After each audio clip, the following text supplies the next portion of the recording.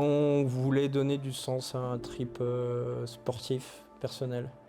Et c'est pour ça qu'on avait décidé de porter les couleurs des étoiles filantes. C'est une banalité, mais seul on va plus vite, ensemble on va plus loin. 6 jours, on savait que ça allait être très long, avec à la base 2400 km. Le gros ressenti, c'est le soulagement d'être allé jusqu'au bout, d'avoir réussi à franchir tous les paliers de ce Tour de France 1903. Partage, amitié et dépassement de soi, douleur aussi, on a tous eu mal. Et puis, étoile filante, je dirais.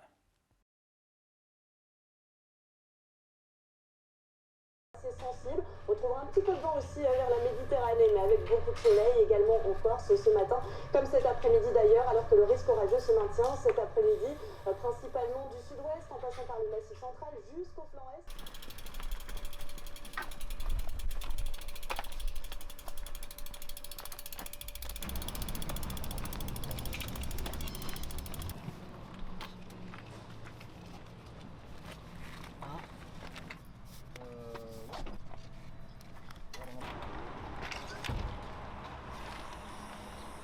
Qu'il y aurait un faux contact. Pas, c'est plus. Ouais, il y a très bien, c'est en train de démarrer. La voiture démarre pas. Il manque Le camion démarre pas.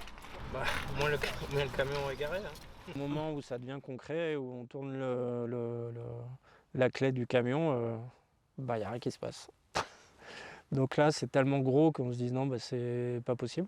Ce véhicule qui démarre pas, c'était quand même une grosse contrariété parce qu'on savait que en partant de Paris sans le fourgon, on savait qu'on pourrait aller jusqu'à Lyon, mais qu'à Lyon tout s'arrêtait si on n'avait pas un fourgon, quoi, parce qu'on ne peut pas déplacer 3 cyclistes avec leur matériel, leur vélo et tout ce qui va avec, et 6 accompagnateurs avec une seule voiture. On a une bonne équipe autour de nous, donc action-réaction, et on rajoute 13 km pour aller jusqu'au départ de Montgeron à Montgeron en vélo. Tout s'est bien passé puisque nos super assistants ont réussi à faire réparer le fourgon à vitesse grand V. Et ils ont même été là bien avant Lyon puisqu'ils étaient là pour le repas à midi. Moi je l'ai vécu un peu, c'était spécial, c'est-à-dire que clairement quand je suis arrivé à Montgeron et quand on est reparti, je faisais pas trop le malin, dans le sens où j'ai l'émotion qui est montée d'un coup, je sais pas trop pourquoi. Et on savait pas trop où on allait mettre les pieds parce qu'on avait beau en parler pendant des mois et des mois, voilà, c'était que du virtuel. Là ça devenait réel et ouais, moi j'étais quand même bien ému au départ de Montgeron.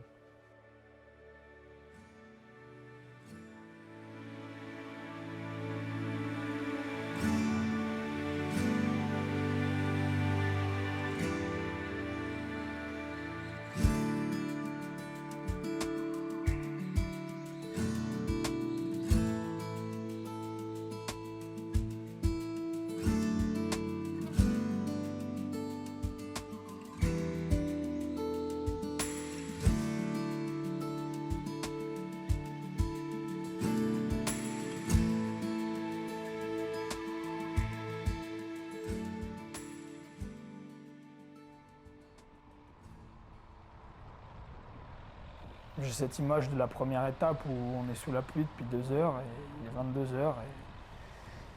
Et on arrête un peu tous avec un énorme pincement au cœur parce qu'on se rend compte qu'en fait, c'est pas possible de continuer sans se mettre en danger. Et ça a été dur, ça a été un moment dur à vivre. On va faire une petite pause, on verra juste en haut, mais là c'est vrai qu'il fait froid. Et moi ça me fait peur la route. Effectivement. J'aime pas abandonner, donc forcément quand je pars d'un endroit, c'est pour aller à un autre endroit et je ne conçois pas de m'arrêter entre les deux. La journée a été très longue, on a eu des chemins au début, après on a eu des nationales, après on a été dans la campagne rouennaise et puis après on a eu l'orage qui nous est tombé sur la figure de façon exceptionnelle sur Roanne. Après il y avait la nuit et puis cet arrêt, Fred il me dit stop, on arrête là, c'est pas prudent et il avait tout à fait raison. Beau être fin juin, on a quand même pris la tempête sur la tête, quoi. Donc on a pris du retard Et à un moment, il faut prendre des décisions, et dans le sens où on n'était pas là pour faire une compétition et prouver quoi que ce soit.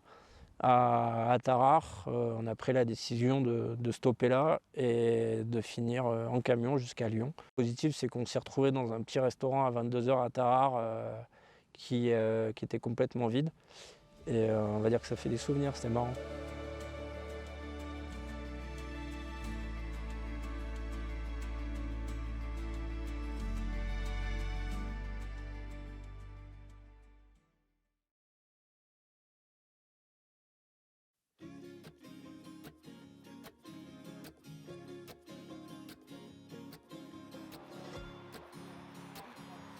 Toujours en train de dire des conneries.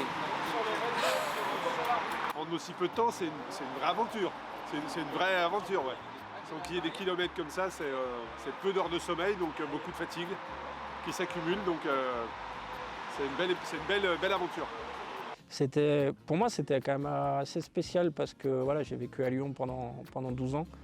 Et c'était le départ d'étape où on était le plus nombreux, on était plus d'une dizaine. On est reparti, on ne tirait quand même pas bien droit. Et je savais que voilà, le col de la République, qui est le point culminant du Tour, serait la grosse difficulté du jour. Moi, clairement, le col de la République, je l'ai monté en moonwalk. Et je l'ai monté avec Laurent, qui m'a attendu, à qui on a tchatché tout le long de la montée, parce que de toute façon, moi, je pouvais pas, je pouvais pas aller vite. 15 mètres. Ouais, 1235. Faut gaffe dans la descente, hein, elle est rapide. J'ai pris l'intérieur.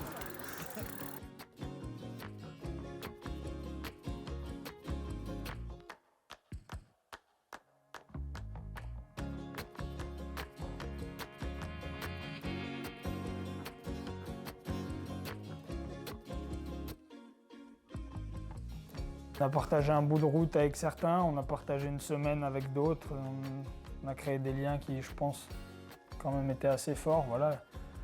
On est un peu mis à nu dans ce genre de situation. C'était la solidarité entre tous, dans le sens où tout le monde a mis sa petite touche perso pour aider le groupe à avancer. Et effectivement, c'est l'étape où on était nombreux, on est arrivé à 6 à Marseille tous ensemble. C'était une belle journée parce qu'il y a des gens qui ont battu leur record de kilomètres, qui n'avaient jamais fait aussi long. On était dans le sud, on avait fini la descente et on allait commencer encore une autre histoire. Un pur moment de bonheur. Mais comme j'ai dit, c'est quand même plus rapide en TGV.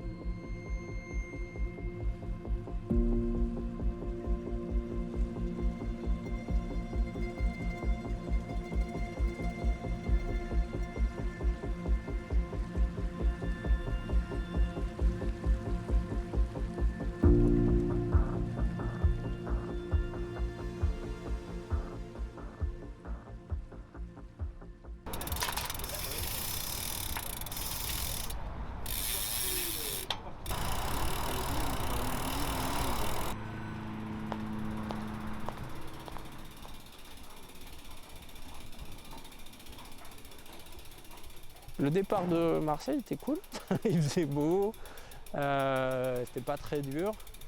Mais voilà, on savait clairement que cette étape-là serait certainement la plus difficile.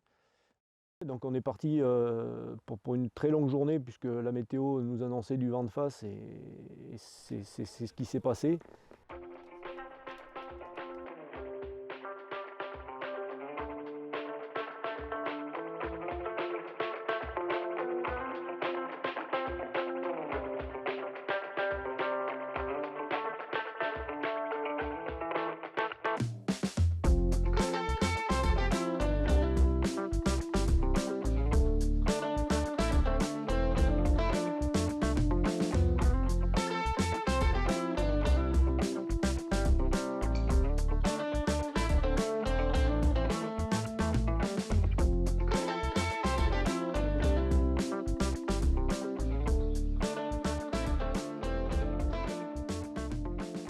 Quand on croise un papy à Nîmes et qu'on lui dit qu'on va à Toulouse et qu'il nous répond que lui il va à Bordeaux, c'est des scènes qui sont quand même marrantes.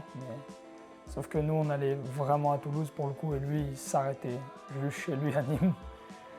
Mais ouais, on a senti des gens touchés par ce qu'on faisait et si ne serait-ce qu'une minute, ils ont pu aller voir ce que c'était l'association, voir ce que c'était notre projet, ben, c'est une victoire, quoi.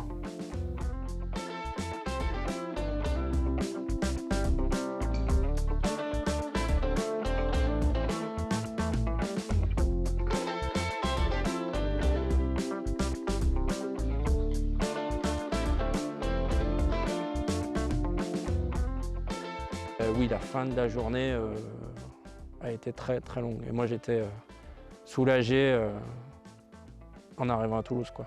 Non, c'était un grand moment. Et puis on savait aussi derrière qu'il y avait une journée de repos, donc c'était aussi la petite motivation.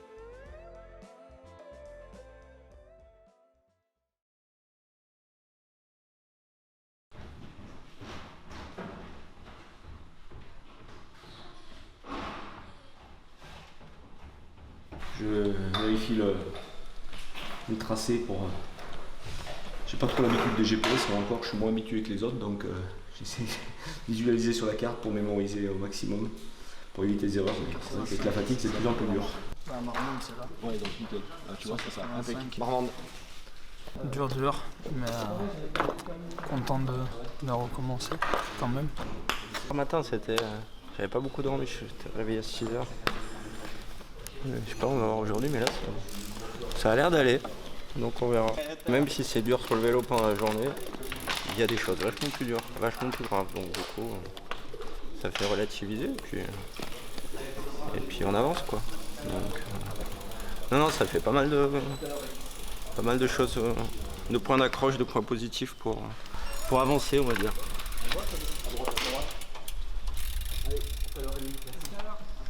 L'étape qui repartait de Toulouse était sur le papier la plus facile, entre guillemets, parce que voilà, ça reste quand même 270 km. Et pour moi, ça a été ma plus belle journée sur le vélo. Le départ sur le bord du canal du Midi, avec tout petit peu de brume, pas grand monde aux alentours. Nous, on roulait, un paysage qui était assez fou. Et voilà, vraiment, pour ma part, ça a été que du plaisir toute la journée, des super sensations. C'était joli. C'était encore un autre paysage, donc on découvrait encore la France. J'étais pas bien. Alors, j'ai rien dit. J'ai pris Merlet, j'ai rien dit. Et puis voilà. Et puis tout à coup, au bout de 200 km, ça s'est mis en route et puis j'ai bien fini. Ça y est, une de plus ou une de moins, selon de quel point on se place. Bien celle-là, bien. Et comme quoi tout est relatif, hein, tu fais 9 heures de vélo, t'as l'impression d'avoir fait une petite étape. Oui, c'était bien. On a bien collaboré, ça a bien roulé, c'était super beau. Top journée. Plus que 2. Le petit plaisir aussi, c'est qu'on est arrivé à 4 h de l'après-midi contre 9 h ou 10 h, voire minuit le jour de Toulouse. Et on a pu regarder tranquillement à l'hôtel l'arrivée du Tour.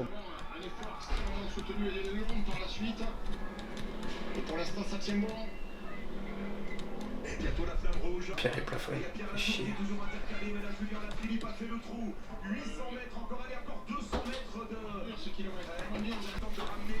Ah d'accord, il va gagner, c'est pas possible, on prend un effort. En plus, on était sur le même côté de la France. Le Tour était en Bretagne. Donc voilà, nous on vivait une autre aventure. Et on est avant tout des passionnés de vélo, donc on était tous contents de pouvoir regarder l'arrivée du Tour. Je pense que c'était les 3-4 derniers kilomètres. C'était notre petit plaisir de la journée. Il faudrait qu'elles soient toutes comme ça, ouais, c'est clair. Ça serait incroyable. Le projet cette année, on voulait pédaler pour une cause intelligente et du coup on a très vite été d'accord avec les étoiles filantes. Et forcément cette étape elle était particulière parce que l'association avait calé des choses ce jour-là. Donc on est parti de Bordeaux dans des conditions qui étaient pas bonnes, sur une route mouillée. Et clairement ce jour-là on a fait 360 km. On a dû faire plus de 8 heures sous la pluie. L'étape Bordeaux-Nantes, déjà c'était pas facile parce que quand on avait vu la météo la veille, on savait qu'on allait souffrir. Et puis après, voilà, on a trouvé sur notre parcours, on allait à la rencontre donc, de Nicolas, le papa du petit Gaspard, qui est suivi par l'association des Étoiles Filantes. Finalement, la pause à Rochefort, moi quand je suis arrivé à Rochefort, j'étais pas bien du tout, j'étais dans un sale état, j'étais frigorifié depuis des kilomètres. Et là, on a rencontré le papa de Gaspard. Et là, on réalise et on se rappelle pourquoi on est là. C'est-à-dire que finalement, la pluie qu'on a pris sur la gueule, c'est pas bien grave. On a eu froid, mais ça passe. Et là, on a fait 30 km avec lui. Voilà, Gaspard n'a pas pu être là parce qu'il était fatigué, donc son papa est quand même venu. Armé de son plus beau vélo de ville, ses baskets et son short, a fait 30 km avec nous jusqu'à La Rochelle, où on a pu discuter. Et finalement, voilà, si cette aventure, s'il y avait qu'un moment à retenir de la semaine, c'était certainement ces 30 km-là. Et c'était un chouette moment. Comme on en a discuté avec lui, comme je lui ai dit, c'est vrai que nous, on souffre, mais nous, on l'a choisi. Donc, c'était pas grand-chose de faire ça pour les Étoiles Filantes et pour Gaspard et pour tous les autres enfants qui sont suivis par l'association. Mais effectivement, émotionnellement, c'était une grosse journée, une belle journée.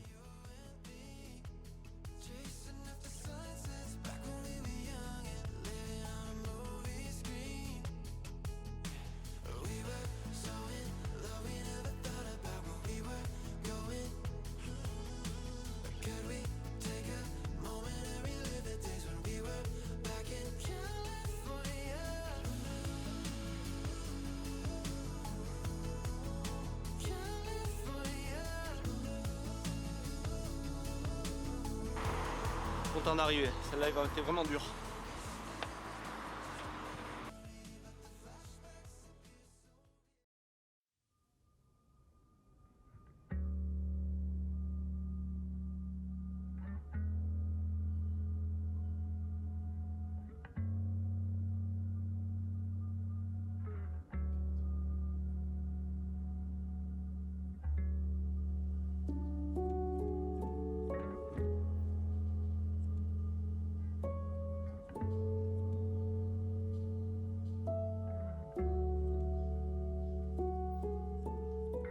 Pas mal de fois après le trip, on m'a dit voilà, qu'est-ce qui était le. Alors, c'était pas trop mal aux jambes, pas trop. Alors, oui, il y a des douleurs physiques, quoi. Moi, j'ai jamais eu mal au cul comme ça. Mais finalement, le plus dur, et c'est là où la longue distance est une belle discipline, et pour moi, ça a été la gestion des émotions, quoi, clairement. Parce que tu t'aperçois au quotidien, c'est la gestion des émotions qui font que tu peux aller au bout ou pas. C'est-à-dire apprendre à gérer ces moments où ça va pas du tout, où tu n'avances plus, où tu n'as plus de force, où la moindre chose peut-être peut te faire péter un câble. Et voilà, aborder ces moments-là du mieux possible. Tous les moments où c'était dur et tu penses à ceux qui sont plus là, à ta famille, à tes amis, à ceux qui sont fiers, à l'association. Ouais. Quand tu vois la force que ses parents ils ont, tu te dis que toi au final t'as pas de problème dans ta vie, quoi. Le choix de tes compagnons de route faisait aussi la réussite de ton projet. Et là-dessus, on ne s'est pas trompé.